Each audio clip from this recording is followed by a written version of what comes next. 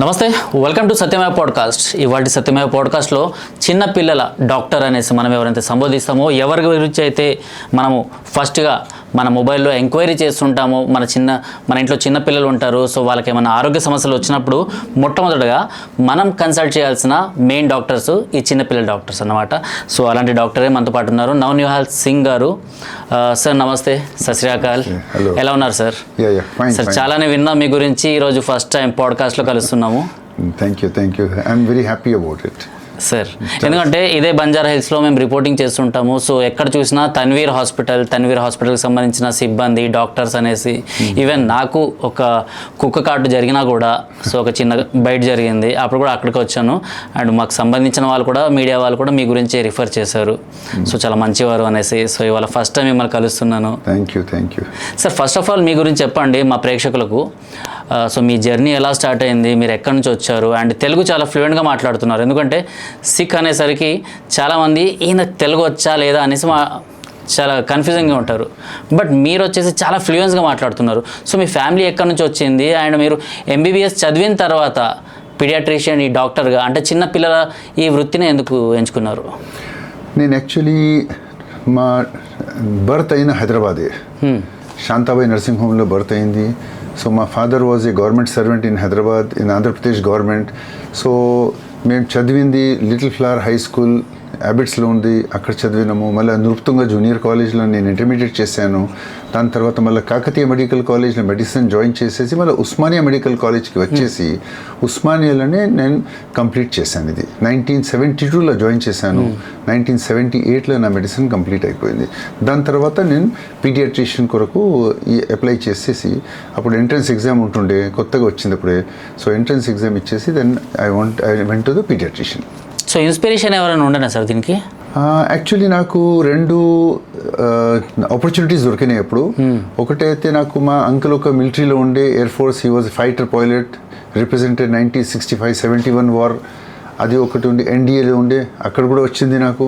ఆ సమయంకి నేను ఇక్కడ మెడిసిన్ది కూడా ఎంట్రన్స్ వచ్చిన, ఇక్కడ కూడా రిజల్ట్ వచ్చింది, ఇక్కడ పాస్ అయినాను. సో అప్పుడు దెన్ మా ఫాదర్ సెడ్, ఓకే ఇప్పుడు మెడిసిన్ ఉన్నా కొంచెం సేవ కూడా చేసుకోవచ్చు, మంచిగా ఉంటుందని he promoted me to go to the medicine. So that's why నేను మెడిసిన్కి ఆప్ట్ చేశాను ఇప్పుడు. సరే, ఇందాక ఇంట్రోలో చెప్పినట్టు చాలామంది పెద్ద డాక్టర్ల కన్నా చిన్న పిల్లలకే అవసరమయ్యే వాళ్ళు చిన్నపిల్లల డాక్టర్స్, పీడియాట్రిషియన్స్, వాళ్ళ గురించి చాలా ఎక్కువ సర్చ్ చేస్తుంటారనమాట. సో అసలు పెద్ద డాక్టర్లకి అండ్ మీకు మెయిన్ తేడా ఏంటి?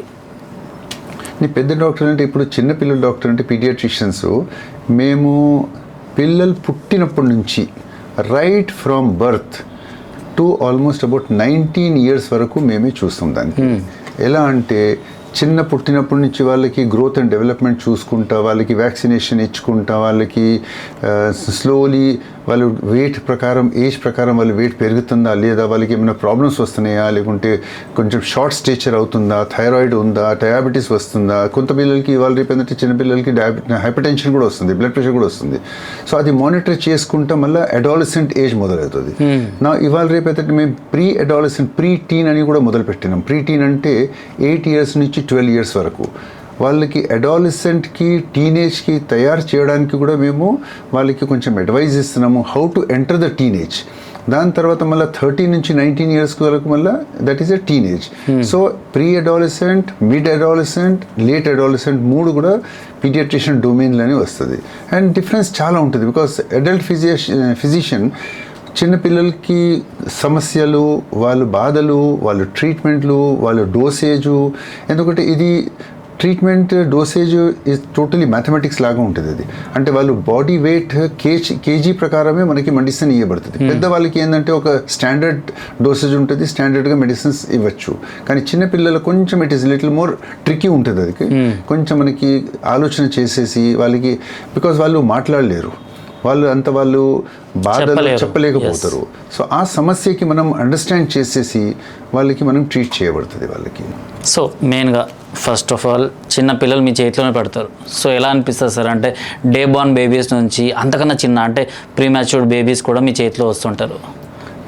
సో ఆ ఫీలింగ్ ఎట్లా ఉంటుంది? మేము యాజ్ సూన్ యాజ్ పాప రాగానే మా ఫస్ట్ ఎక్సైట్మెంట్ ఏంటంటే పాప యాక్టివ్ ఉందా లేదా, కలర్ పింక్ ఉందా లేదా, హార్ట్ రేట్ మంచిగా ఉందా లేదా, వాళ్ళు మూమెంట్ బాడీ టోన్ ఎలా ఉంది, ఇది 3 సమస్యలు మేము ఫస్ట్ అబ్జర్వ్ చేస్తాం. పింక్ ఉంటే హెల్తీ, పింక్ ఉన్నా, మంచిగా క్రై చేస్తున్నా, కొంచెం యాక్టివిటీ మంచిగా ఉన్నదంటే the pediatrician will be very happy about it. Minimum age చూసింది నేను 900 grams తన్వీర్ హాస్పిటల్లోనే ట్రీట్ చేశాను, and that baby is still very good. So అది ఒక ఛాలెంజ్ లాగా ఉంటుంది, అండ్ పాప ఎట్లా రెస్పాండ్ చేస్తూ ఉంటుంది, will be very happy is looking at the patient. ఆ సమయంకి మాకు నైట్ లేదు, డే లేదు, భోజనం చేసినామా లేదా, నిద్రపోయామా లేదా, అవన్నీ మేము ఆలోచన చేయము. అప్పుడు ఒకటే సమస్య ఉంటుంది మా దగ్గర, పాప ఎట్లా చేస్తుంది, పాప రెస్పాన్స్ ఎట్లా ఉన్నది, పాప పాలు ఎట్లా తాగుతుంది, వాళ్ళ మోషన్ వెళ్ళిందా లేదా, యూరిన్ పాస్ చేసిందా లేదా, అబ్డామిన్ ఏమైనా బ్లోట్ అవుతుందా లేదా, ఏదైనా కాంప్లికేషన్స్ ఉన్నాయా లేవా, అవే జాగ్రత్తగా మేము ఎవ్రీ డే వైజ్ మేము జాగ్రత్తగా వాళ్ళకి చూసుకుంటూ ఉండి స్లోలీ ప్రోగ్రెస్ చేస్తూ ఉంటాం దానికి మేము. సార్ మన జనరేషన్కి అంటే మాకన్నా పెద్దవాళ్ళు మీరు కాబట్టి మీ జనరేషన్కి మా జనరేషన్కి కొంచెం తేడా ఉంది. ఇప్పుడు మొత్తం జెన్జీ జనరేషన్. సో అప్పటికి ఇప్పటికీ ఫ్లూస్లో ఎలాంటి వేరియేషన్స్ ఉన్నాయి, ఎలాంటి చిన్న చిన్న రోగాలు ఈజీగా అట్రాక్ట్ అవుతున్నాయి చిన్నపిల్లలకు? దీనికి ముఖ్య కారణం ఏంటంటే పాత జమానాలో కూడా డిజీజెస్ ఉండేది, కానీ ఇప్పుడు సైన్స్ ఎక్కువ డెవలప్ అయినా కాబట్టి మనకి డయాగ్నోసిస్ కూడా కొంచెం ఎక్కువ అవుతుంది. సెకండ్ థింగ్ ఏంటంటే అప్పుడు అంత పొల్యూషన్ లేకుండే, ఇప్పుడు పొల్యూషన్ ఎక్కువ ఉంది. అప్పుడు అంత పెస్టిసైడ్స్ లేకుండే, ఇవాళ పెస్టిసైడ్స్ ఎక్కువ ఉన్నాయి. మూడవ సమస్య ఏంటంటే ఆ సమయంకి మేమందరము most of the older generation people వాళ్ళకి హ్యాబిట్ ఏంటంటే 4 o'clock or 5 o'clockకి లేచి వాళ్ళు వాకింగ్కి వెళ్ళడము, వాళ్ళు natural foods or farm foods or natural air తీసుకునేది వాళ్ళకి కామన్గా ఉంది. కానీ ఇవాళ రేపు ఇది అంతా సిమెంట్ వరల్డ్ అయిపోయి వాళ్ళకి సమస్యలు ఎక్కువ అయిపోయినాయి, వాళ్ళకి ఎక్సర్సైజెస్ ఏం లేదు, ఫిజికల్ యాక్టివిటీ ఏం లేదు. మోస్ట్ ఇంపార్టెంట్ దాంట్లో ఏముందంటే ఎక్కువ మాత్రం వాళ్ళకి దొరికేది జంక్ ఫుడ్స్ ఎక్కువ దొరుకుతున్నాయి, అవైలబిలిటీ ఎక్కువ అయిపోయింది. ఆ సమయంకి మీకు ఏదైనా కావాలంటే మనం అంతా ఫ్రెష్ ఫుడ్ తీసుకుంటుండే ఆర్ ఇంట్లో చేసిందే. హోటల్ అంటే పెద్ద విషయం అది, ఆ హోటల్కి వెళ్ళాలి అంటే సెలబ్రేషన్ ఉంటుండే. కానీ ఇవాళ రేపు ఏంటంటే హోటల్ అంటే ఇంట్లో కూర్చొని మీరు ఎక్కడి నుంచి కావాలి ఎక్కడి నుంచి మనం తెప్పించుకోవచ్చు. ఈవెన్ టు ద ఎక్స్టెంట్ మనం బాంబే, ఢిల్లీ నుంచి కూడా పార్సల్స్ ఇప్పుడు వస్తున్నాయి తినడానికి. సో దానికి ఏంటంటే ఎనీ ఫుడ్ మనం ప్రిజర్వేటివ్ ఉన్నదంటే దాంట్లో సాల్ట్ అండ్ అదర్ ప్రిజర్వేటివ్స్ ఎక్కువ అయిపోతాయి. మన శరీరంకి ఆరోగ్యాలకి అది బాగా ఉండదు. That will cause more problems అవుతూ ఉంటాయి మనకి. సో మ్యాక్సిమం మీ దగ్గరకు వచ్చే ఏజెస్ ఏముంటాయి సార్? చిన్నపిల్లల నుంచి పెద్దవాళ్ళ దాకా నా దగ్గర వచ్చేది ఎక్కువ మాత్రము పుట్టినప్పటి నుంచి 18-19 years వరకు వస్తారు.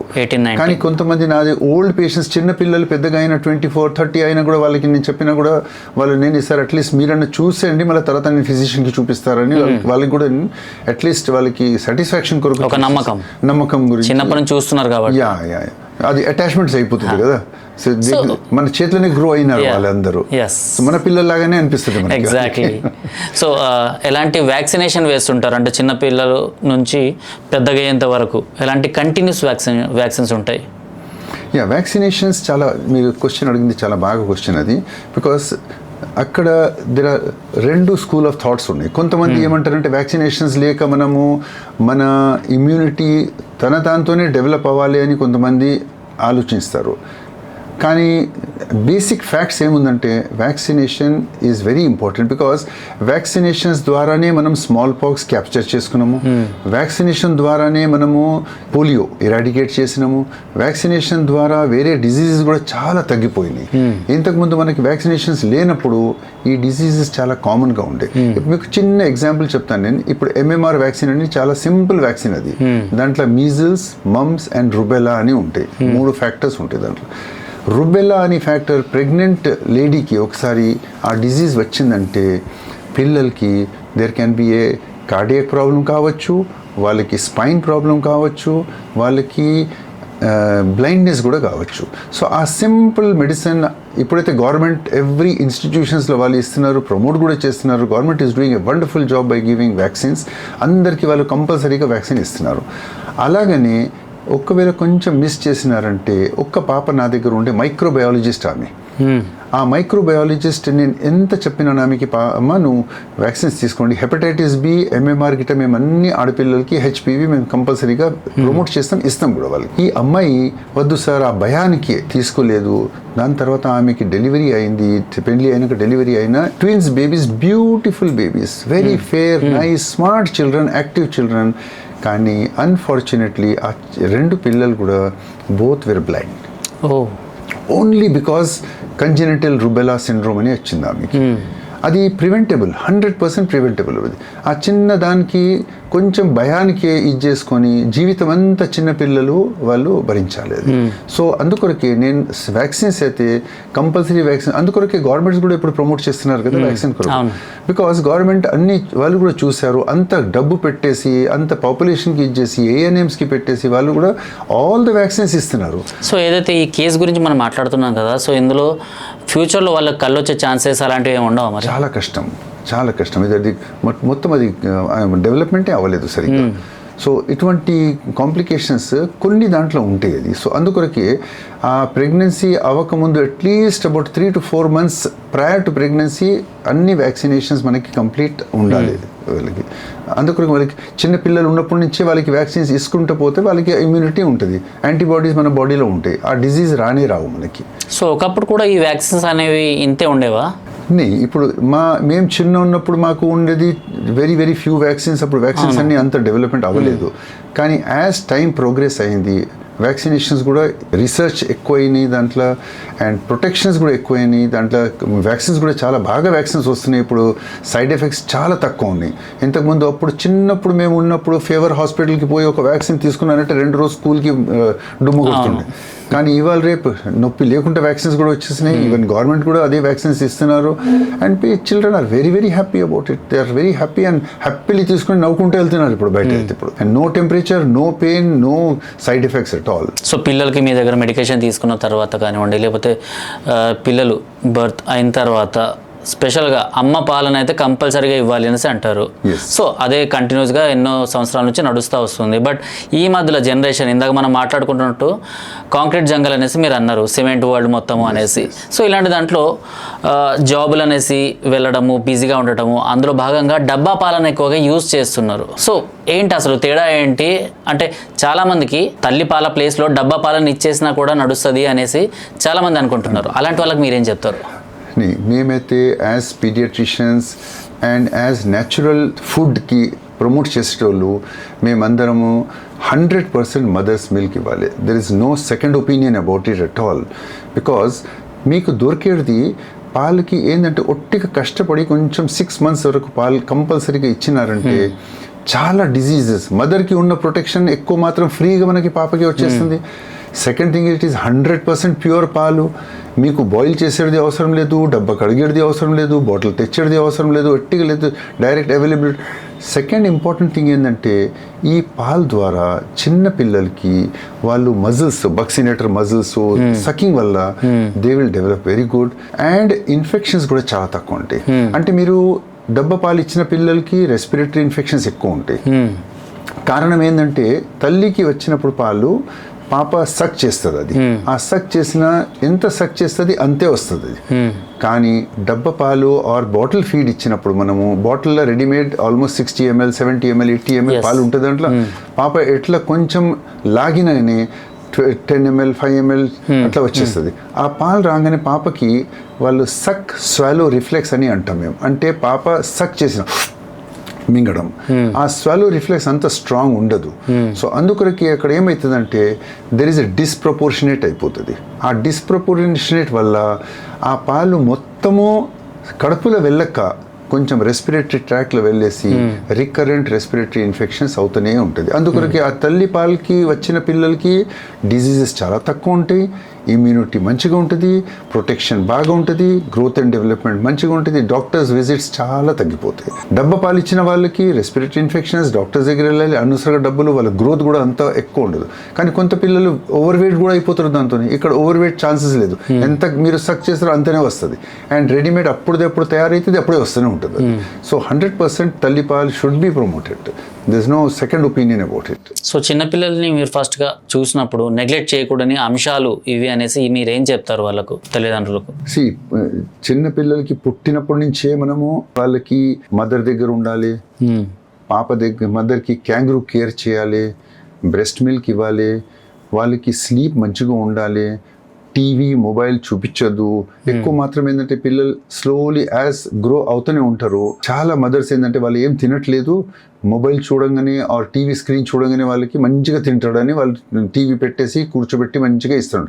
అప్పుడు పాప ఏంటంటే బాబు పాప ఎవరైనా ఉన్నా వాళ్ళు నోట్లో వేస్తారు, మిగతారు, చూయింగ్ చేయరు, ఏం చేయరు. సో డైజెస్టివ్ ప్రాబ్లమ్స్ ఎక్కువ వస్తాయి, అక్కడ ఓవర్ వెయిట్ అవుతుంది.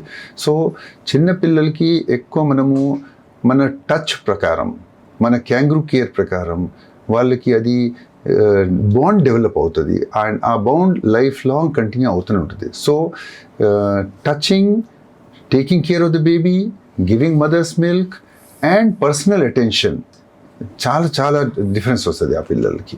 సార్, ఒక డాక్టర్గా మీరు ఇదంతా బాగానే చెప్తున్నారు అండ్ చాలామంది మీ హాస్పిటల్ వరకు వస్తుంటారు, బట్ కొంతమంది సెల్ఫ్ మెడికేషన్ అనేది కూడా చేస్తుంటారు అనమాట. అంటే మనకు చిన్నప్పుడు మనకేమైనా దెబ్బలు తగిలినా లేకపోతే తల్లి తండ్రి ఎవరో ఒకరు సెల్ఫ్ మెడికేషన్ ఇలాంటివి చిన్న చిన్నవి చేసేవాళ్ళు. బట్ ఇప్పుడు అలాంటివి చేయడము అంటే ఆమోదయోగ్యమైన మంచిదేనా?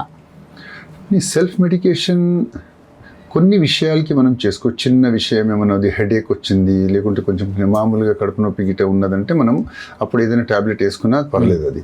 కానీ చాలాసార్లు మేము చూస్తాము ఒక్కొక్కసారి ఏంటంటే వాళ్ళు ఎక్కువ బాధ ఉన్న వాళ్ళకి తెలివి లేక ఏదైనా మెడిసిన్ తీసుకుంటారు, లేకుంటే మెడికల్ షాప్ పోయి ఓవర్ ద కౌంటర్ మెడికేషన్ తీసుకున్నా దాంతో సైడ్ ఎఫెక్ట్స్ ఉంటాయి అండ్ కాంప్లికేషన్స్ కూడా మనకి తెలియకుండా the land up into more complications.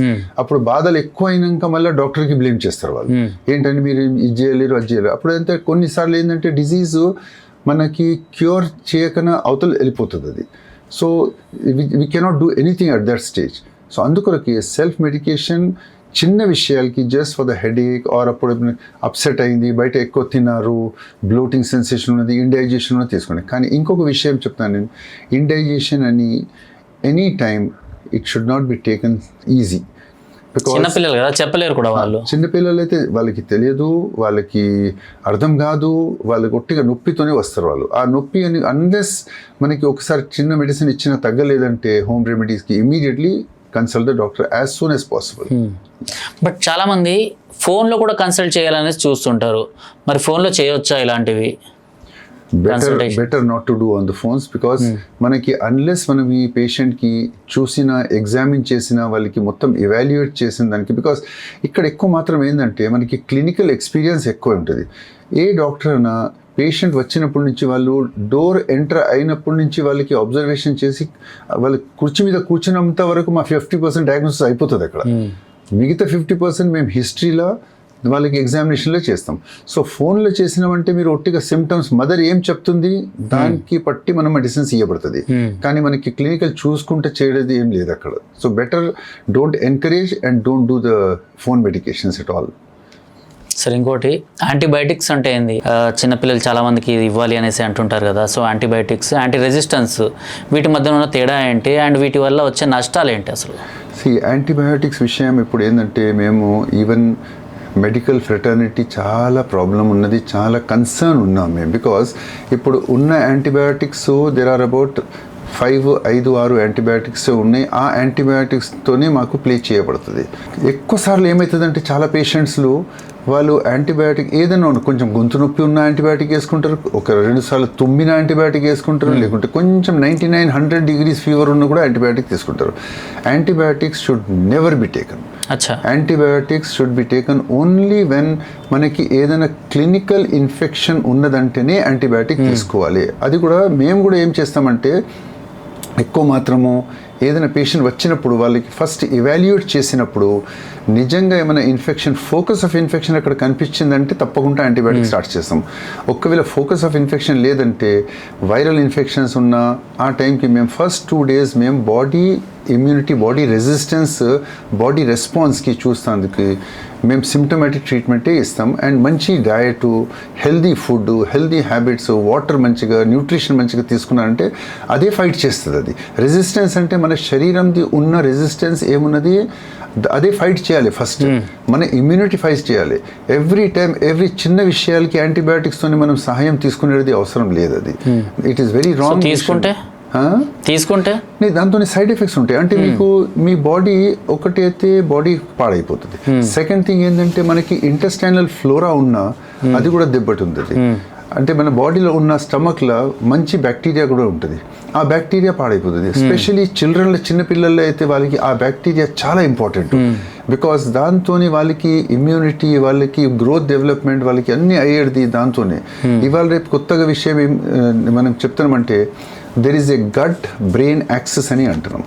అంటే ఏదైనా విషయాలు గట్తోని సంబంధించింది బ్రెయిన్కి కూడా డైరెక్ట్ కనెక్షన్ ఉంటుంది. అది ఒక్కవేళ సపోజ్ మనం ఎక్కువ యాంటీబయాటిక్స్ తీసుకొని మన స్టమక్కి పాడు చేసుకొని మన గట్ బ్యాక్టీరియాకి అంతా స్పాయిల్ చేసేసానంటే మన ఇమ్యూనిటీ ఖరాబ్ అయిపోతుంది. ఫర్ ద లేటర్ స్టేజెస్ ఆ ఇమ్యూనిటీ రాదు మళ్ళీ మనకి. సో ఎవ్రీ టైం యాంటీబయాటిక్ మీదనే ఉండాలి, లేకుంటే హయ్యర్ యాంటీబయాటిక్స్ వెళ్ళే ఉంటుంది మనకి. సో ఆల్మోస్ట్ ఎన్ని ఇయర్స్ ఉన్నారు సార్ ఈ ఫీల్డ్లో? నేనైతే ఆల్మోస్ట్ అబౌట్ 1978లో నేను ఎంబీబీఎస్ కంప్లీట్ చేశాను. 78, 79 నుంచి ప్రాక్టీస్ స్టార్ట్ చేశాను. 45, 47 ఇయర్స్ అవుతుంది ఇప్పుడు. ఎంతమంది పిల్లల్ని చూసుంటారు ఇప్పటిదాకా? Maybe many lakhs. వావ్. నేను ఇంకా థౌజండ్స్ లేకపోతే మీ వాళ్ళకి ఆ బేక్లో అనేసి చిన్న కింద ఉన్న వాళ్ళకి చెప్పేస్తారేమో అన్ని. నా హ్యాబిట్ ఏంటంటే even in the middle of the night ఉన్నా కూడా నేనే పోయి చూస్తాను. ఒక పేషెంట్ మా దగ్గర హాస్పిటల్లో క్రిటికల్ ఉన్నారంటే అర్ధరాత్రికి కూడా 12 o'clockకి, 2 o'clockకి, 4 o'clockకి కూడా మళ్ళీ రౌండ్స్ చేసేసి ఐ విల్ స్లీప్. అదర్వైజ్ నాకు నిద్ర రాదు. అది without satisfying my self for the situation నేను నిద్రపోలేను. సో ఇంతమంది పిల్లల్ని చూసారు మీరు, ఇందులో మీకు మరపురాని సంఘటనలు అంటూ ఉంటాయి కదా. సో ఈ బేబీని క్యారీ చేస్తున్నప్పుడు సో ఇది క్రిటికల్ కేస్ అని, లేకపోతే ఇది కొంచెం హ్యాపీ మూమెంట్ అనేసి అట్లా. కొన్ని విషయాలు ఏంటంటే కొన్ని డిజీజెస్ చాలా సడన్గా టర్న్ అవుతాయి. అది అంటే ఒక 1 or 2 కేసెస్ నాకు ఇంకా గుర్తు ఉంటుంది. ఒక పాప ఇట్లనే వాళ్ళకి చికెన్ పాక్స్ వచ్చింది. ఆ చికెన్ పాక్స్ వాళ్ళు ట్రీట్మెంట్ ఏం చేయలేరు. బికాస్ వాళ్ళు అమ్మవారి అని ఏం తీసుకోకూడదు అని ఏం ఇది చేయలేరు. మళ్ళీ తర్వాత వాళ్ళు బయట కూడా ట్రావెల్ గిట్ట చేసి వచ్చారు. దాని తర్వాత పాపకి సడన్గా హైపర్ పైరెక్సీ అయిపోయింది. దానికి మళ్ళీ కాంప్లికేషన్స్లో వెళ్ళేసి పాప చనిపోయింది. అది so that was a very bad experience and we feel very bad about it. Because అది ఆ సమయంకి మనము ఏదైనా మెడిసిన్స్ గిట్ట ఇచ్చేసి ఆ కాంప్లికేషన్స్కి రాకుండా చూస్తే ఇవి పరిస్థితి రాకుంటుండే. సో అదే అడ్వైజ్ ఏం చేస్తామంటే కొంచెం చిన్న ఉన్నప్పుడే మీరు దానికి స్టిచ్ ఇన్ టైమ్ సేవ్స్ 9 అంటాం కదా మనము. అంటే ఏదైనా చిన్నగా విషయం ఉన్నదంటే అక్కడే కరెక్ట్ చేసుకున్నామంటే అది పెద్ద విషయంకి వెళ్ళదు. అది చిన్న ఫైర్ ఉన్న అక్కడే ఆపేస్తే పెద్ద ఫైర్ తగలదు, మనకి కాంప్లికేషన్స్ రాదు, డ్యామేజ్ కాదు. అలాగనే డిజీజ్లో కూడా ఏదైనా విషయం చిన్నగా ఉన్నప్పుడే అప్పటికప్పుడు చూసుకొని రైట్ మెడిసిన్స్ తీసుకున్నారంటే it will be always beneficial. Sir ఇదంతా బాగానే ఉంది, కానీ ఫుడ్ హ్యాబిట్స్ దగ్గరకు వచ్చేసరికి చాలా చూజీగా ఈ మధ్యలో పిల్లలు ఉంటున్నారు. సో జంక్ ఫుడ్ కావాలనేసి కొంతమంది, లేకపోతే తల్లులు వాళ్ళకు ప్రోటీన్ పౌడర్ లాంటివి ఇవ్వడము అలాంటివన్నీ ఇస్తున్నారు. సో మెయిన్ జంక్ ఫుడ్ తీసుకోవడం వల్ల ఎలాంటి ప్రాబ్లమ్స్ వస్తాయి అండ్ ప్రోటీన్ పౌడర్ దానికి సబ్స్టిట్యూట్గా ఇవ్వచ్చా? బేసికలీ ఏంటంటే మనకి బ్యాలెన్స్ డయట్ మనం తీసుకున్నారంటే మనకి బయట ఫుడ్ అవసరమే లేదు. ఆ బ్యాలెన్స్ డయట్ అంటే what is a balance diet అది మనం ఫస్ట్ అర్థం చేసుకోవాలి. ముఖ్యంగా ఏంటంటే చాలా మాత్రము జంక్ ఫుడ్ అంటే ద మీనింగ్ జంక్ అంటే చెత్తలేయాలి. జంక్ అంటే చెత్తనే. సో ఎనీథింగ్ మనకి ప్యాకెట్లో వచ్చేది అవన్నీ జంక్స్ అని లేబుల్ చేయాలి మనం దానికి. ఎందుకంటే దాంట్లో ప్రిజర్వేటివ్స్ ఉంటాయి, దాంట్లో మనకి న్యూట్రిటివ్ వాల్యూ ఎక్కువ ఉండదు. అది సెకండ్ ఇంపార్టెంట్ థింగ్ ఏంటంటే మనకి ఆరోగ్యాలు మంచిగా ఉండాలి అంటే మనము fresh food, fresh fruits, fresh vegetables, fresh salad, ఎక్కువ మాత్రం నీళ్ళు, గుడ్ స్లీప్, ఇవి అన్నీ మనకి బాడీ ఇది ఉన్నారంటే అది that is much better and అన్నీ సరిపోతుంది దానికి. ఇప్పుడు ఎక్కువ మాత్రము మనం ఏంటంటే ఎక్కడ వెళ్ళినా ఫస్ట్ థింగ్ వాళ్ళు ఐస్ క్రీమ్లు లేకుంటే చిప్స్ బిస్కెట్స్. చాలా మంది ఏంటంటే బిస్కెట్స్ ఎక్కువ ఇస్తారు. ఏంటంటే నేనేం ఇవ్వలేను, ఒట్టిగా 2 బిస్కెట్స్ ఇచ్చిన అంట. కానీ బిస్కెట్స్ లో ఎక్కువ మాత్రం ట్రాన్స్ ఫ్యాట్స్ ఉంటాయి. అగైన్ అది వాళ్ళ కడుపుకి మంచిగా ఉంటుంది అది. అండ్ సార్ బ్రెయిన్ డెవలప్మెంట్ కి వీటి ప్రభావం ఎట్లా ఉంటుంది జంక్ ఫుడ్ ప్రభావం? దాంట్లో తప్పకుండా దాంట్లో మంచి న్యూట్రిషియస్, అది మంచి good food nutrition to the body and to the brain కూడా ఉంటుంది అది. ఈ జంక్ తిన్న వల్ల ఏంటంటే వాళ్ళకి ఎక్కువ మాత్రం సాల్ట్ ఎక్కువ అయిపోతుంది, ట్రాన్స్ ఫ్యాట్స్ ఎక్కువ అవుతుంది, వాళ్ళకి మళ్ళీ digestive problems, liver problems, kidney problems. Protein మాత్రం మీరు అడిగారు, ఆ ప్రోటీన్ ఎక్కువ మాత్రం ఏంటంటే ఇప్పుడు యంగ్ చిల్డ్రన్ అడాలసెంట్ ఏజ్ గ్రూప్లో రాగానే వాళ్ళకి ఎక్కువ మజిల్ రావాలి అని వాళ్ళు ఎక్సర్సైజ్ చేసేసి ప్రోటీన్స్ కెరోటీన్స్ గిట్ట ఎక్కువ తీసుకుంటున్నారు. అవి it is not good for the kidney at all. ఎక్కువ ఎక్సెసివ్ ప్రోటీన్ అనేది అవసరమే లేదు. మనము నార్మల్ ఎక్సర్సైజ్ చేస్తున్నారంటే 1 to 2 grams ఆఫ్ ప్రోటీన్ మనకి సరిపోతుంది. అంతకన్నా ఎక్కువ తీసుకునేది అవసరం లేదు. అండ్ అడిషనల్ ప్రోటీన్స్ యాడ్ చేసేది ఏం అవసరం లేదు. న్యాచురల్ ప్రోటీన్స్ మంచిగా అబ్జార్బ్ అవుతుంది, దాంట్లో బెనిఫిట్స్ ఎక్కువ ఉంటాయి అండ్ ఫ్రెష్ ఉంటాయి. అది సో మెయిన్గా ప్రోటీన్స్ ఎందులోంచి వస్తాయి, ఎలాంటి ఫుడ్లో ఎక్కువగా ఉంటాయి? యానిమల్ ప్రోటీన్స్ డెఫినెట్లీ ఎక్కువ బెటర్ ఉంటుంది. కానీ వెజిటేరియన్స్ ఉన్నారు చాలా మంది, వాళ్ళు ఇది నాన్ వెజ్ తీసుకోరంటే అటువంటి వాళ్ళకి మనకి నట్స్, పల్సెస్, ఇవి మనకి ఇది దానికి ఇది చేసుకొని చెనాగిట్ట ఉంటుంది కదా, అవన్నీ తీసుకుంటే అది బెటర్ ఉంటుంది. సార్ హెచ్పివి అనేసి ఈ వ్యాక్సిన్స్ ఏవైతే ఉన్నాయో వాటి గురించి ఒకసారి చెప్తారా? హెచ్పివి వ్యాక్సిన్స్ ఆడవాళ్ళకి మగవాళ్ళకి ఏ ఏజ్లో ఇవ్వాలి అండ్ ఎందుకు ఇవ్వాలి? హెచ్పివి వ్యాక్సిన్ అంటే అది హ్యూమన్ ప్యాపిలోమా వైరస్. అది హ్యూమన్ ప్యాపిలోమా వైరస్ అని ఒక వైరస్ ఉంటుంది. That is the only virus that causes cancer in women and in men also. So ఇప్పుడు ఎక్కువ మాత్రము ఈ వ్యాక్సిన్ వచ్చేసి ఆల్మోస్ట్ అప్పుడు దాదాపు 10-15 years 20 years అయినట్లు ఉంది ఇది. So we have been giving this vaccine for the past 20 years. This is a very good vaccine. ఈ క్యాన్సర్ ఏంటంటే ఒక్కసారి మనకి హెచ్పివి ఇన్ఫెక్షన్ వచ్చిందంటే ఆ ఇన్ఫెక్షన్కి క్యాన్సర్కి టర్న్ అవ్వడానికి, మార్చడానికి దగ్గర 10-20-30 years కూడా అవ్వచ్చు. సో అందుకొరకే మేమేం చేస్తామంటే ఎక్కువ మాత్రము చిన్న పిల్లలకి, ఆడపిల్లలకి ఎక్కువ 9 to 14 years వాళ్ళకి 2 doses హెచ్పివి ఇస్తున్నాము.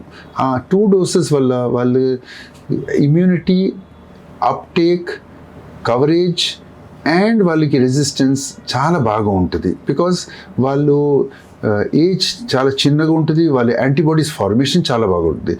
అలాగని ఇప్పుడు కొత్తగా మన గవర్నమెంట్ కూడా అప్రూవ్ చేశారు బాయ్స్కి కూడా ఇవ్వాలని, because for the penile cancer. ఈ హెచ్పివి ఎక్కువ వచ్చేది ఆడపిల్లల్లో సర్వైకల్ క్యాన్సర్కి వస్తుంది అది. So penile cancer or anal warts or condylomata అని కొంచెం ఇన్ఫెక్షన్స్ ఉంటాయి, అది వినీరియల్ డిసీజెస్లో వస్తాయి. అవన్నీ ప్రొటెక్ట్ అవుతాయి దీంతో. చిన్న పిల్లలకి, మగ పిల్లలకి వ్యాక్సిన్ ఇచ్చేది ఇప్పుడు వరకు అయితే కొంచెం ఒక వ్యాక్సిన్ ఉంది, గార్డాసిల్ 9 అని వచ్చింది. అది అప్ టు 14 years 15 years లోపటే ఇస్తున్నాం. దాని తర్వాత బాయ్స్కి ఇవ్వట్లేవు. సెకండ్ థింగ్ ఏంటంటే సర్వీవాక్ వ్యాక్సిన్ అని సిరమ్ ఇన్స్టిట్యూట్ వాళ్ళు చేశారు. అది 26 years వరకు బాయ్స్కి కూడా ఇవ్వచ్చు మనం. బట్ ప్రొటెక్షన్ చాలా మంచిగా ఉంటుంది. ఇంకొకటి ఏంటంటే నెక్స్ట్ ఇన్ఫర్మేషన్, ఇప్పుడు government all over India 14 years గర్ల్స్కి వాళ్ళకి హెచ్పివి వ్యాక్సిన్ ఇవ్వాలని ఒక dose as per the WHO recommendation and all 1 dose గవర్నమెంటే రికమెండ్ చేస్తున్నారు. అండ్ అన్ని పిల్లలు, గర్ల్స్ 14 years ఉన్న వాళ్ళకి that is a very good this thing from the government and that will help a lot for our children. Yes sir. కానీ Covid టైంలో ఏవైతే vaccines ఇచ్చినారో so వాటిపైన కూడా అంటే చాలామంది ఈ వ్యాక్సిన్స్ మాకు ఇవ్వద్దు అనేసి ఎవరైతే వీడియోలు చేసిన వాళ్ళు ఉన్నారో అలాంటి వాళ్ళు ఇప్పుడు బయటకు వచ్చి హెచ్పివి వ్యాక్సిన్స్ కూడా వేసుకోవద్దు అనేసి వీడియోలు చేస్తున్నారు. సో జాగ్రత్తగా ఉండండి అనేసి. అంటే నెగిటివ్ కోణం కూడా ఏమైనా ఉంటుందా ఇందులో? మేమైతే ఇది వ్యాక్సిన్స్ ఆల్మోస్ట్ ఒక 20 years నుంచి ఇస్తున్నాము. మాకు ఒక్కటి కూడా నెగిటివ్ అది ఇప్పుడు దాకా కనిపించట్లేదు. ఆన్ ద కాంట్రరీ మాకు పాజిటివే ఎక్కువ మాత్రం చూసినాం మేము. అండ్ సెకండ్ థింగ్, కోవిడ్ అప్పుడు కూడా మన government of India, government of Telangana, government of Andhra వాళ్ళు అందరు కలిసేసి వ్యాక్సిన్స్ ప్రమోట్ చేసిన కాబట్టి మనకి డిజీజ్ మనం కంట్రోల్ చేసినాం. అది లేకుంటే వేరే కంట్రీస్లో, ఇన్ఫ్యాక్ట్ మన కంట్రీలోనే కాదు వేరే కంట్రీస్లో కూడా మన వ్యాక్సిన్ పంపించి వాళ్ళకి కూడా లాభం అయింది మన వ్యాక్సిన్ ద్వారానే. సో వ్యాక్సిన్ ఇచ్చడం ఈజ్ డెఫినెట్లీ సుపీరియర్ ఇవ్వకుండా వల్ల. సెకండ్ థింగ్ ఏంటంటే హెచ్పివి వ్యాక్సిన్తోని అట్లా సైడ్ ఎఫెక్ట్స్ అయితే ఏం లేవు. ఒకవేళ సపోజ్ సమ్ పీపుల్ కొంచెం ఎలర్జీ గిట్ట ఏమైనా ఉందంటే అది ఎవరికైనా రావచ్చు. అది మనకి కూడా ఏదైనా మెడిసిన్తో కూడా ఎలర్జీ ఉండొచ్చు.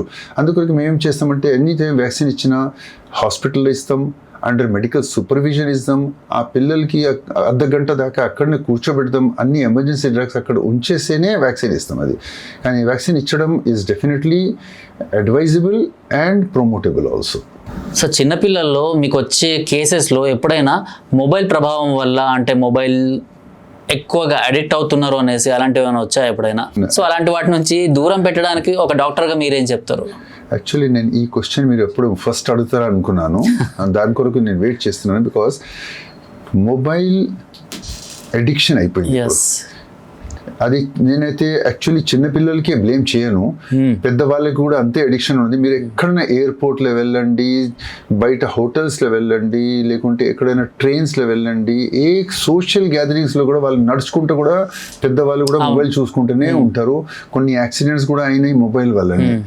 కానీ మనము పిల్లల గురించి మాట్లాడుతున్నా కాబట్టి నేను పిల్లల విషయం చెప్తాను. చిన్న పిల్లలకి స్పెషలీ అప్ టు 3 years వాళ్ళకి ఏ స్క్రీన్ చూపించొద్దు. బికాజ్ వాళ్ళు బ్రెయిన్ డెవలప్మెంట్ అయ్యేది అది క్రూషియల్ టైం ఉంటుంది.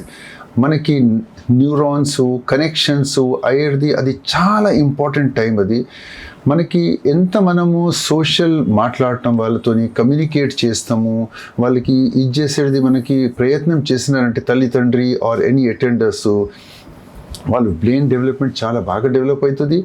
ఆ డెవలప్మెంట్ కనెక్షన్స్ ఎక్కువ ఫామ్ అవుతుంది, ఇంటెలిజెన్స్ పెరుగుతుంది పిల్లలకి. కానీ సపోజ్ అదే మనము వాళ్ళకి తినేటప్పుడు మొబైల్ చూపించడము ఆర్ స్క్రీన్ చూపించి వాళ్ళకి ఏదైనా డ్రామాస్ సీన్స్ పెప్పా పిగ్స్ అవన్నీ చూపించడం వల్ల వాళ్ళ బ్రెయిన్ కనెక్షన్స్ మారిపోతాయి. వాళ్ళ బ్రెయిన్ డెవలప్మెంట్ సరిగ్గా అవ్వదు, ఇంటెలిజెన్స్ అవ్వదు. అందుకొరకే మనం ఎక్కువ మాత్రం చూసినాం. చూడండి మీరు కోవిడ్ టైంకి దాని తర్వాత చాలా పిల్లలకి ఆటిజం వచ్చింది. ఆటిస్టిక్ చిల్డ్రన్ చాలా ఎక్కువ పెరిగినాయి ఇప్పుడు. So that is a clear cut example of mobile addiction and mobile side effects. So the mobile is absolutely no for the children up to 3 years. It is 0. 3 years తర్వాత కూడా ఏదైనా వాళ్ళకి school programme ఉన్నా లేకుంటే ఏదైనా educative programme ఉన్నా are నేర్చుకునేది అది ఉన్నదంటే కంపల్సరీ ఉంటే should not give more than ½ an hour to 1 hour. చదివేది ఉంటే maximum up to 1 to 2 hours కదా, ఎక్కువ ఇచ్చేయదు. అది కూడా పెద్ద స్క్రీన్ పెట్టేసి వాళ్ళకి ప్రొటెక్షన్ తీసుకొని దూరం పెట్టేసి అది ఇచ్చేయాలి వాళ్ళకి. పేరెంట్స్ కన్నా చెప్తుంటారా మీరు? అంటే మీ దగ్గరకు వచ్చిన వాళ్ళకి ఇలా చెప్తుంటారా దీని గురించి? పేరెంట్స్కి అయితే నేను స్ట్రాంగ్గా చెప్తాను, వాళ్ళకి ఎడ్యుకేట్ చేసేది ప్రయత్నం కూడా చేస్తాను. బికాస్ పేరెంట్స్ మా దగ్గర వచ్చినప్పుడు కూడా హిస్టరీ చెప్పేటప్పుడు హస్బెండ్ హిస్టరీ వైఫ్ హిస్టరీ చెప్తుంది, హస్బెండ్ ఫోన్ చూసుకుంటూ ఉంటారు. ఆర్ హస్బెండ్ ఏదైనా మాట్లాడితే వైఫ్ అది మొబైల్ ఏదైనా వాట్సాప్ చూసుకుంటారు. సో అడిక్షన్ అది చిన్నపిల్లలకి కాదు పెద్దవాళ్ళకి కూడా ఎక్కువ అయిపోయింది. మనం కూడా కొంచెము ద హోల్ కమ్యూనిటీ మనం దాని మీద వర్కౌట్ చేయాలి అది యాక్చువల్లీ. సో చిన్నపిల్లలు పెద్ద అయ్యేంత వరకు వాళ్ళలో వచ్చే మార్పులు ఎలా ఉంటాయి అండ్ వాటి నుంచి ఇప్పుడు గుడ్ టచ్ అనేసి బ్యాడ్ టచ్ అనేసి చాలామంది నేర్పిస్తుంటారు కదా. సో వీళ్ళలో హార్మోనల్ చేంజెస్ అన్నవి వస్తుంటాయి. సో వాటిని మీరు ఏమని చెప్తారు దీనిపైన? చిన్నపిల్లలకి నేను డివైడ్ చేసేది వాళ్ళకి 3 stages ఉంటాయి. వాళ్ళకి opportunity of development, opportunity of growth, opportunity of correction ఉంటుంది. ఫస్ట్ ఇయర్లో పిల్లలు పెరిగేటప్పుడు వాళ్ళు పుట్టినప్పటి నుంచి 1 year వరకు చిన్న పిల్లలు పుట్టిన నార్మలీ వాళ్ళు వెయిట్ 2.5 to 3 kgs ఉంటుంది. వాళ్ళు 1 yearకి వచ్చినప్పుడు వాళ్ళు 9 kgs అంటే 3 times వాళ్ళు వెయిట్ పెరుగుతుంది. That is the first golden opportunity. వాళ్ళకి మంచిగా న్యూట్రిషన్ ఇచ్చేసి వాళ్ళకి సరిగ్గా ఇచ్చేసి వాళ్ళకి స్క్రీన్ చూపించకుండా న్యాచురల్ ఫుడ్స్ మదర్ ఫుడ్ గిట్ట ఇచ్చేసి మనము ఇది చేసుకోవచ్చు. సెకండ్ ఆపర్చునిటీ మనకి వచ్చింది ఏంటంటే 1 year నుంచి 8-9 years వరకు. ఆ టైంకి వాళ్ళకి స్కూల్ వెళ్ళేటప్పుడు వాళ్ళకి ఎట్లా ఇచ్చేయాలి సంస్కారాలు నేర్పించడము, వాళ్ళకి హౌస్ హోల్డ్ వర్క్ నేర్పించడము, అవన్నీ మనకి ఆపర్చునిటీ. కానీ లాస్ట్ ఆపర్చునిటీ ఉన్నది టీనేజ్ అడాలసెంట్. 9 years నుంచి 17, 18, 19 years వరకు ఉంటుంది. అది ఆ టైం వాళ్ళ గ్రోత్ అండ్ డెవలప్మెంట్ ఉంటుంది, ర్యాపిడ్ గ్రోత్ ఉంటుంది, వాళ్ళు బ్రెయిన్ ఫార్మేషన్ బ్రెయిన్ డెవలప్మెంట్ ఉంటుంది. చిన్నపిల్లలది ఎట్లా ఉంటుందంటే వాళ్ళకి ఇనీషియలీ వాళ్ళు స్పాంటేనియస్ ఉంటారు, వాళ్ళకి ఎక్సెస్ ఎనర్జీ వచ్చేసి ఓవర్ఫ్లోయింగ్, పాలు ఇట్లా పొంగుతుంది కదా, అలాగే ఎనర్జీ ఫ్లో అవుతూనే ఉంటుంది వాళ్ళకి. ఇది కూడా చేయాలి, అది కూడా చేయాలి, ఇది కూడా చేసుకోవచ్చు. ఏదైనా వచ్చిన కోపం వస్తుంది, వాళ్ళు తల్లిదండ్రులను ఏడుచుకుంటూ కొట్లాడుకుంటూ ఉంటారు, వాళ్ళు చెప్పిన మాట వినరు వాళ్ళు. అండ్ ఎక్కువ మాత్రం ఏదైనా చెప్పితే వాళ్ళు రివర్స్ చేస్తారు వాళ్ళు. సో ఆ టైంకి పేరెంట్స్ ఎక్కువ మాత్రము వాళ్ళు చాలా పేషెన్స్తోని చిన్న పిల్లలకి మన ఫ్రెండ్స్ అనుకొని వాళ్ళు రిబిలియస్ ఉంటారు. ఆ రిబిలియస్ యాటిట్యూడ్ మనం అండర్స్టాండ్ చేసుకొని చేసినారంటే వాళ్ళు కరెక్ట్ అవుతారు.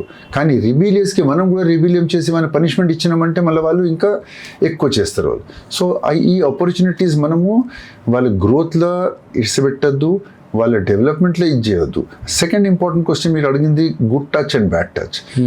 ఈ good touch and bad touch మేము వాళ్ళకి ఇవాళ రేపు ఏంటంటే ప్రీ టీన్స్కి కూడా మేము నేర్పించేది ప్రయత్నం చేస్తున్నాం. అంటే 8 to 12 years వాళ్ళకి కూడా, బికాస్ గర్ల్స్ మెచ్యూర్ ఎర్లీ అవుతారు బాయ్స్ కన్నా. సో వాళ్ళు మెన్స్ట్రల్ సైకిల్ కూడా మొదలవుతుంది. బాయ్స్ అయ్యేది నార్మలీ 12 to 14 years అవుతారు, గర్ల్స్ 9 to 12 yearsకి అవుతారు. సో ఆ సమయంకి వాళ్ళకి తెలియాలి ఏం డెవలప్మెంట్ అవుతుంది, what is good, what is bad అంటే వాళ్ళకి ఏం ఐడియా ఉండదు అది.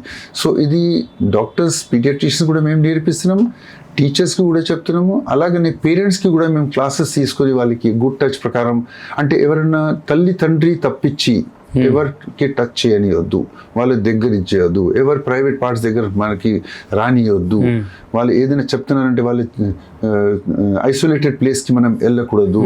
ఎవరైనా రమ్మన్నారు, ఏదైనా తినిపించారు, ఇవాళ రేపు ఏంటంటే కొన్ని ప్లేసెస్లో గమ్స్లో గిట్ట అన్నీ వచ్చేసి ఏదైనా పిల్లలకి ఇది చేస్తున్నారు. అది కూడా మేము we are trying to educate the children and the parents also. కొంతమందికి ఏంటంటే టిఫిన్స్లో తెచ్చేసి వాళ్ళు ఇస్తున్నారు, ఫ్రీలో ఇచ్చేస్తున్నారు పిల్లలకి. సో ఈ అన్ని విషయాలు మనము మన పాపులేషన్కి ఎడ్యుకేట్ చేసినారంటే మన పాపులేషన్ మంచిగా ఉంటుంది, వాళ్ళకి తెలివి ఉంటుంది, వాళ్ళు రాంగ్ విషయాలు చేసేది ఛాన్సెస్ తక్కువ ఉంటాయి మనకి. ప్రజెంట్ జనరేషన్ పేరెంట్స్ చేస్తున్న, తల్లిదండ్రులు చేస్తున్న బిగ్గెస్ట్ మిస్టేక్స్ మీ దృష్టిలో ఏమనుకుంటున్నారు అంటే పిల్లల పైన? వాళ్ళు ఏంటంటే వాళ్ళు ఫస్ట్ ఆఫ్ ఆల్ వాళ్ళు బ్రెయిన్ డెవలప్ అవుతుందని అర్థం చేసుకోవాలి. సెకండ్ థింగ్, చిన్న పిల్లలు, ఆడపిల్ల మగపిల్ల ఏదైనా తప్పు చేస్తున్నారంటే వాళ్ళకి కరెక్ట్ చేసేసి వాళ్ళకి కమ్యూనికేట్ చేసేది ఎక్కువ మనము మన ఎజెండాలో టైం స్పెండ్ చేసేది పెట్టాలి first. That is very very important. ఎందుకంటే ఎంత టైం మీరు ఇన్వెస్ట్ చేస్తారు పిల్లలు, దట్ ఈస్ అన్ ఇన్వెస్ట్మెంట్. మనము రియల్ ఎస్టేట్లో ఇన్వెస్ట్ చేస్తాం, మనం ఎఫ్డీస్లో ఇన్వెస్ట్ చేస్తాం, మనం డబ్బుల్లో ఇన్వెస్ట్ చేస్తాం, కానీ రిలేషన్షిప్లో ఇన్వెస్ట్ చేయం మనం. సో అందుకొరకి ఫస్ట్ ఇంపార్టెంట్ థింగ్ ఏంటంటే మనకి మన చిన్న పిల్లలతోని మన పిల్లలతోని టైం ఇన్వెస్ట్మెంట్ చేయాలి. వాళ్ళకి కరెక్ట్ ఏముందా, రాంగ్ ఏముంది వాళ్ళకి చెప్పేది ప్రయత్నం చేయాలి. సపోజ్ వాళ్ళు ఏదైనా చెప్పేసి కోపం అవుతున్నారు, మనం అర్థం చేసుకోవాలి ఈ కోపం వచ్చేది వాళ్ళు కావాలని ఏం చేయట్లేదు, వాళ్ళ హార్మోన్స్ పని చేస్తున్నాయి ఇక్కడ. ఎందుకంటే వాళ్ళకి ఇప్పుడు హార్మోన్స్ సర్జ్ ఉంటుంది. ఆ హార్మోన్ సర్జ్ ఉన్నప్పుడు వాళ్ళకి ఏదైనా చెప్పిన వాళ్ళకి కోపం వస్తుంది, ఏదైనా చెప్పిన వాళ్ళు మాట వినరు, ఏదైనా చెప్పిన వాళ్ళకి ఆపోజిట్గా చేసేది ప్రయత్నం చేస్తారు వాళ్ళు. సో ఆ టైం మనము ఒక బ్యాక్ స్టెప్ తీసుకొని వాళ్ళు కొంచెం మూడ్ మంచిగా అయినప్పుడు చెప్తే they will understand and they will only say sorry. So this మేము చాలా పిల్లలకి చూసినాము, వాళ్ళకి అప్పుడు కోపం వచ్చితే మా నాన్న కూడా అట్లనే చెప్పారు, మా మమ్మీ కూడా చెప్పింది, మా అర్థం చేసుకోరు వాళ్ళు. Mother and father are the first enemies వాళ్ళది. సో అదే వాళ్ళు కొంచెము పిల్లల షూస్లో పోయి ప్రయత్నం చేసి ఆలోచన చేసి మనం అడ్జస్ట్ చేసి అట్లా మనం ఇది చేస్తే దట్ ఈస్ బెటర్. తిండి విషయం కూడా వాళ్ళకి ఏంటంటే ఆ టైంకి వాళ్ళు తిండి ఎక్కువ అయిపోతుంది, వాళ్ళు కొంచెం వెయిట్ కూడా పెరుగుతుంది. సో ఆ టైంకి మనం కూడా చెప్పక మనం కూడా చేయాలి అది. Because parents are the first role models. పిల్లలు ఆల్మోస్ట్ అబౌట్ 16 to 18 hours ఇంట్లో స్పెండ్ చేస్తారు. ఏదైనా చేసిన వాళ్ళు తల్లిదండ్రికి చేసుకునే నేర్చుకుంటారు. స్కూల్లో అయితే కొంచెం సేపు ఉంటే టీచర్స్ వాళ్ళు పని చేస్తారు, చదివిస్తారు, వాళ్ళ పని అంతే. కానీ parents role is very very important. And మనం రోల్ మోడల్ అయ్యి వాళ్ళకి కరెక్ట్గా చెప్పడము, మనం చేయడము. చాలా ప్లేసెస్లో ఏంటంటే parents or fathers they drink in the house, room బంద్ చేసుకుని చిప్స్ గట్రా తీసుకొని తింటారు. మళ్ళీ పిల్లలకి what impression they will carry, వాళ్ళు మీరు చేస్తున్నారు కదా అని అర్థం చేసుకుంటారు, వాళ్ళు చెప్పలేకపోతారు బికాస్ భయాంతో. సో మనం ఫస్ట్ మోడల్ మనం అవ్వాలి, దాని తర్వాత వాళ్ళకి చెప్పాలి మనం. అసలు పెళ్ళిళ్ళ దగ్గర వచ్చేసరికి కొన్ని కుటుంబాల వాళ్ళు, కొన్ని సంస్కృతుల వాళ్ళు మేనరికపు పెళ్ళిళ్ళు అనేసి ఇలా చేస్తుంటారు. అండ్ ఇంకొంతమంది వాళ్ళ పెద్దనాన్న చిన్నాన్న పిల్లల్నే పెళ్ళిళ్ళు చేసుకోవడము ఇలాంటివన్నీ చేస్తుంటారు. ఇలాంటి వాటి వల్ల వచ్చే సమస్యలు ఏంటి? అంటే బ్రెయిన్ డెవలప్మెంట్ ఆగిపోతుందా, లేకపోతే బాడీలో ఎలాంటి చేంజెస్ ఉంటాయి పిల్లల్లో? అది బాడీలో చేంజెస్ అయితే ఎక్కువ ఉండదు, బట్ నాట్ ఆల్ కేసెస్ రిలేషన్షిప్లో చేసిన వాళ్ళకి కాంప్లికేషన్స్ రాదు, బట్ కాంప్లికేషన్స్ వచ్చేది ఛాన్సెస్ కన్సాంగ్యుటీలో ఎక్కువ ఉంటుంది. అది బికాస్ మన క్లోజ్ రిలేషన్స్లో పెళ్లి చేసిన వాళ్ళకి కొంచెం complications, congenital anomalies, down syndrome గిట్ట అది వచ్చేది కొంచెం chances. So it is better మనము కొంచెం అవాయిడ్ చేసేది ఉంటే it is always better. Because close రిలేషన్షిప్లో ఇది complications are known in medical history. So పిల్లల్ని మనం స్కూల్స్కి పంపిస్తుంటాం సార్, అక్కడ వాళ్ళు ఎలాంటి ఫుడ్ తీసుకుంటున్నారో అన్నది మనకు తెలియదు. సో మనం టిఫిన్ బాక్స్లో ఒకటి ఇస్తాము, బట్ వాళ్ళు బయట ఫుడ్కి, జంక్ ఫుడ్కి వాటికి అలవాటు అయిపోతారు. సో ఈ మధ్యలో మనం వార్తల్లో వింటున్నది ఏంటంటే ఈ డ్రగ్స్ లాంటివి, లేకపోతే మత్తు పదార్థాలు ఇలాంటివన్నీ చిన్న చిన్నవి చాక్లెట్స్లో, బిస్కెట్స్లో ఇలాంటి వాటిలో కూడా వేస్తున్నారు అని. Yeah, this is very important. ఇంతకుముందు కూడా చెప్పాను కదా, నేను చాలా మాత్రము కొంతమంది ఏంటంటే దే ఆర్ బ్యాడ్ ఎలిమెంట్స్, మన సొసైటీలో బ్యాడ్ ఎలిమెంట్స్ ఉంటారు. వాళ్ళ పిల్లలు యంగర్ జనరేషన్కి స్పాయిల్ చేసేది వాళ్ళ ఉద్దేశం అదే ఉన్నది. సో మన పిల్లలకి మనం అడ్వైస్ చేయాలి, బయట ఎవరైనా ఏదైనా ఇచ్చినా you should never touch it. ఏదైనా మీకు ల్యూర్ చేస్తాందుకు, ఏదైనా మీకు ప్రేమంతో ఇది చేసేది ప్రయత్నం చేసినారంటే కూడా తీసుకోవద్దు. అన్లెస్ టీచర్స్ ఆర్ మనం క్లోజ్ రిలేటివ్సే వాళ్ళకే నమ్మాలి, బయట వాళ్ళకి ఎవ్వరికి నమ్మొద్దు. ఇంకా జంక్ ఫుడ్స్ కూడా చాలా స్కూల్స్లో ఇప్పుడు వాళ్ళు కూడా they have change the habits change చేశారు. వాళ్ళు కూడా జంక్స్ ఎంకరేజ్ చేయట్లేదు, టిఫిన్స్ చెక్ చేస్తున్నారు. కొన్ని స్కూల్స్లో ఐఎమ్ వెరీ హ్యాపీ, వాళ్ళు పిల్లలు ఏమేమి తెస్తున్నారు వాళ్ళు టిఫిన్స్ చెక్ చేస్తున్నారు. ఒకవేళ వాళ్ళు జంక్ ఫుడ్ తెచ్చాను అనుకోండి, ఆ టిఫిన్కి పక్కకి పెట్టి స్కూల్ వాళ్ళకి ఫ్రూట్స్, మీలు, హెల్దీ ఫుడ్ ఇస్తున్నారు. So that is a very great appreciation. చాలా మంది తల్లులు ఇలాంటి ఫుడ్ పెడుతుంటారు అనమాట, బిస్కెట్స్ పెట్టడము, లేకపోతే చిన్న చిన్న కేక్ లాంటివి పెట్టడము, ఇలాంటివన్నీ చేస్తుంటారు. కేక్లు, బిస్కెట్లు, they are all trans fats, excessive carbohydrates ఉంటాయి, ఎక్సెసివ్ ఎనర్జీ ఉంటుంది దాంట్లో, which is not good for the children at all. So నా request to the parents and school authorities also కి వాళ్ళు ఎక్కువ మాత్రం పిల్లలకి fruits, vegetables, healthy food, packed food encourage చేయకండి. వాళ్ళకి ఇచ్చేది న్యాచురల్ ఫుడ్, ఫిజికల్ యాక్టివిటీ ఎక్కువ స్ట్రెస్ చేయాలి అందరూ. అండ్ సెకండ్ ఇంపార్టెంట్ థింగ్ ఏంటంటే పిల్లలు మినిమం 8 to 10 hours స్లీప్ అవ్వాలి వాళ్ళకి. అప్పుడే వాళ్ళకి గ్రోత్ అండ్ డెవలప్మెంట్ సరిగా అవుతుంది. బికాస్ వాళ్ళు పడుకున్నప్పుడు వాళ్ళు పిట్యూటరీ ద్వారా గ్రోత్ హార్మోన్ రిలీజ్ అవుతుంది. ఆ గ్రోత్ హార్మోన్ రిలీజ్ అయ్యేది mostly in the night time when they are in good sleep. So ఆ గ్రోత్ మన పిల్లలకి మంచిగా ఉండాలంటే మనకి నిద్ర కూడా బాగా ఉండాలి, వాటర్ ఇంటేక్ మంచిగా ఉండాలి, ఫిజికల్ యాక్టివిటీ బాగా ఉండాలి, న్యూట్రిషన్ బాగా ఉండాలి. ఈ 4 pillars ఉన్నాయి మన హెల్త్. సో ఈ 4 pillars ఉన్నాయంటే మన బాడీది బిల్డింగ్ చాలా మంచిగా ఉంటుంది. దాని మీద ఎంత స్టోరీస్ మీరు వేసుకుంటూ ఉండండి, ఆ ఫౌండేషన్ దెబ్బతినదు. సరే, ఇంకో లాస్ట్ 2 questions తీసుకుందాం, ఎందుకంటే చిన్నపిల్లల టాపిక్ కాబట్టి నేను కూడా నా చిన్నప్పటి జమానాలో వెళ్ళిపోయినట్టు నాకు అనిపిస్తుంది. సో ఇంకో 2 questions ఉన్నాయి. ఏదైతే హైపర్ యాక్టివ్ పిల్లలు ఉంటారు సార్, వాళ్ళని నిద్రపుచ్చడం ఎలా అనేసి చాలా మంది ఆలోచిస్తుంటారు. అంటే మా పిల్లలు నిద్రపోవట్లేదు అనేసి, లేకపోతే కొంతమంది పిల్లలు అసలు పడుకుంటూనే ఉంటున్నారు అనేసి. ఈ మార్పులు ఎందుకు ఉంటాయి అసలు? అని ఇది హైపర్ యాక్టివ్ చిల్డ్రన్లా కొంతమందికి ఏంటంటే వాళ్ళకి చిన్నప్పుడు వాళ్ళకి ఏదైనా ఎక్సెస్ టీవీ చూపించినా, లేకుంటే ఏదైనా బ్రెయిన్కి ఏమైనా ఇది అయితే కూడా కొంతమందికి అవుతుంది. అది హైపర్ యాక్టివ్ డిజార్డర్ అంటారు దానికి. సో అటువంటి పిల్లలకి you should take the medical help. If necessary medicines కూడా తీసుకోవాలి దానికి. అండ్ ఆ పిల్లలకి కూడా అగైన్ మనకి కొంచెం పర్సనల్ టచ్ ఎక్కువ ఉండాలి, పేరెంట్స్ టైం ఎక్కువ స్పెండ్ చేయాలి వాళ్ళతోని. అండ్ వాళ్ళతోని ఎక్కువ ఉండేది ఇది చేస్తే చాలా మాత్రం వాళ్ళు కవర్ అవుతారు, కరెక్ట్ అవుతారు కూడా.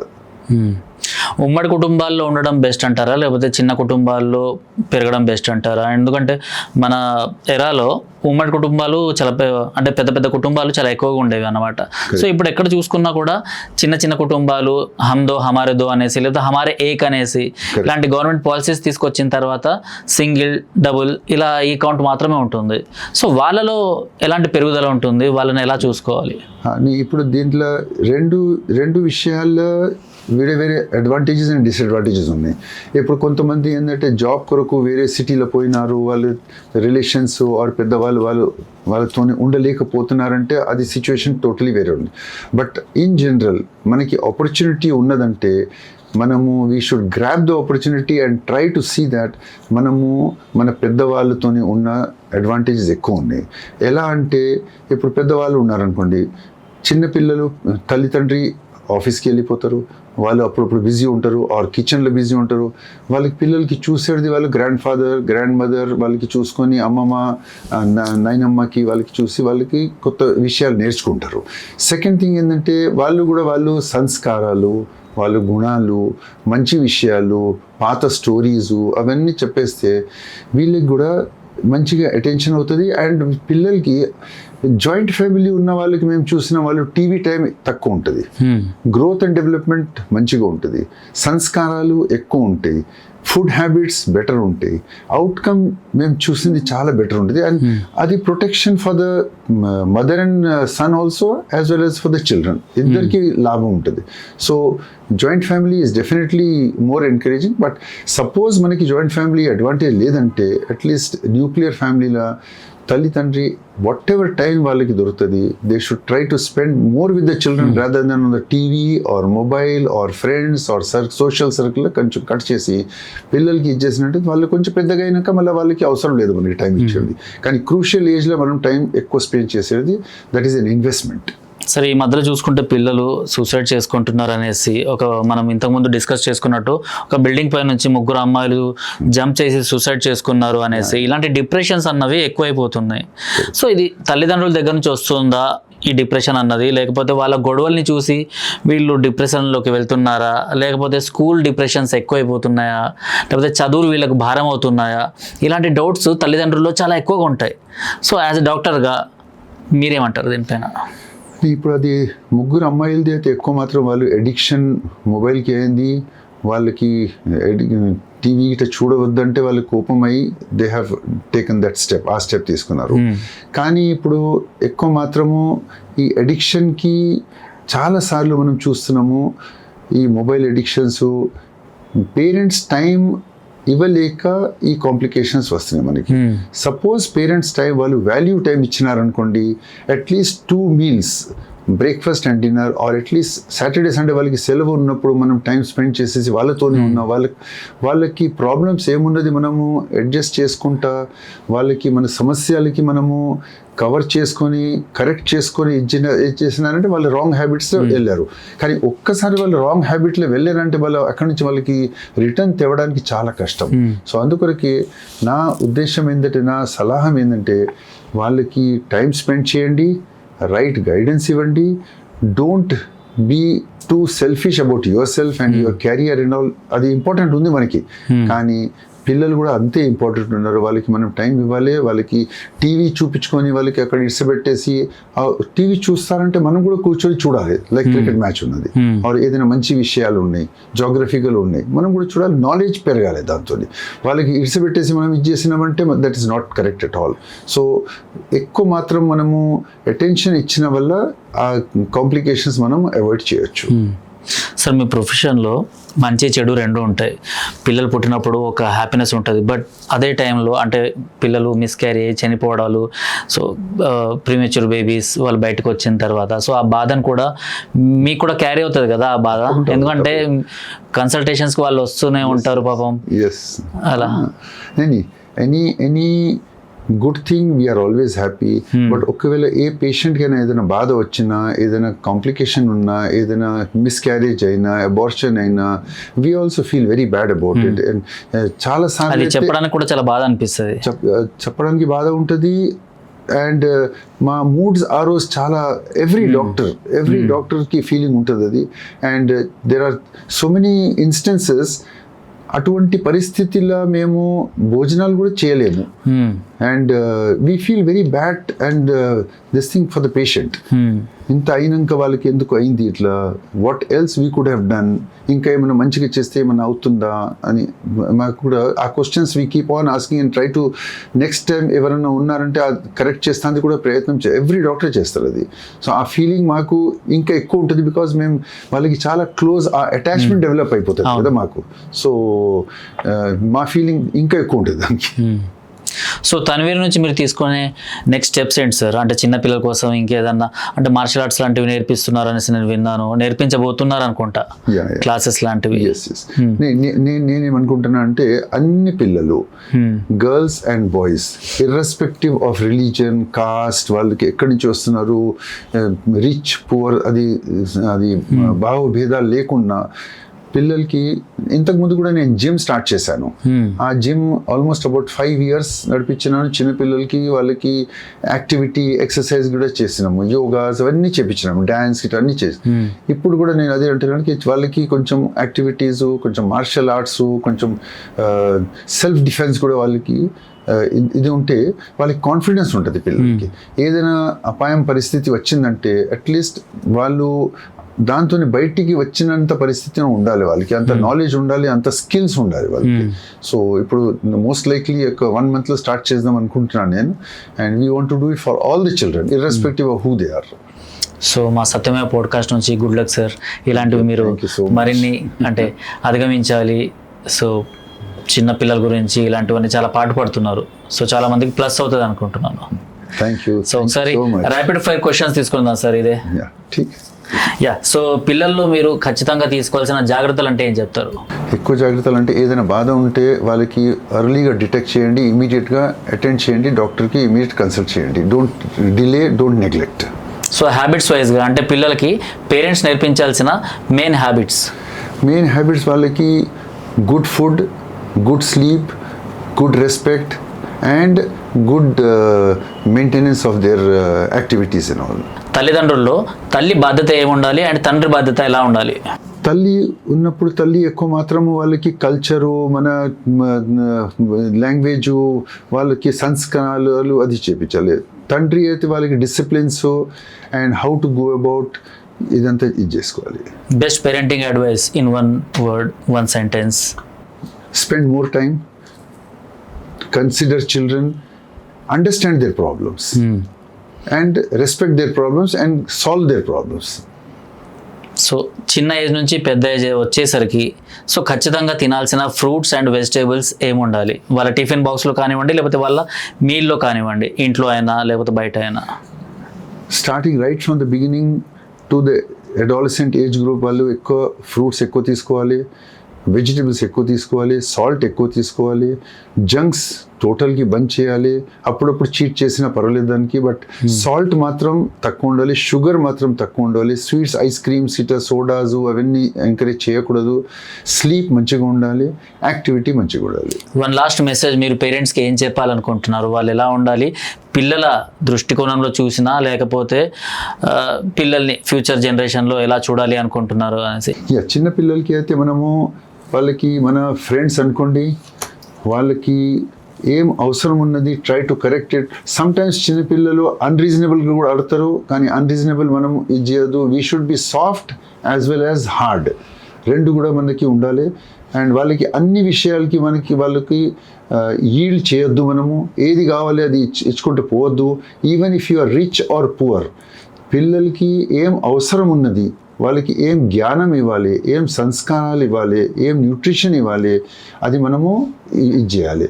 వాళ్ళకి ఎప్పటికీ మనకి ఈల్డ్ చేసేసి వాళ్ళకి రాంగ్ డైరెక్షన్లో వెళ్తే అప్పుడే కరెక్ట్ చేసేది ప్రయత్నం. And consider them as friends. So right, ఇది మన సత్యమేవ పాడ్కాస్ట్. సో ఇక్కడతో ఎండ్ చెప్పేద్దాం, ఎందుకంటే ఒక 10 questions మాత్రమే మేము రాసుకున్నాం, కానీ సార్తో మాట్లాడుతున్నంత సేపట్లో ఇంకొన్ని క్వశ్చన్స్ ఎక్స్ట్రాగా యాడ్ అయిపోయి. Sir thank you very much మా స్టూడియోకి వచ్చేసి ఇవన్నీ మాతో పాటు షేర్ చేసుకున్నాను. So much thank you sir.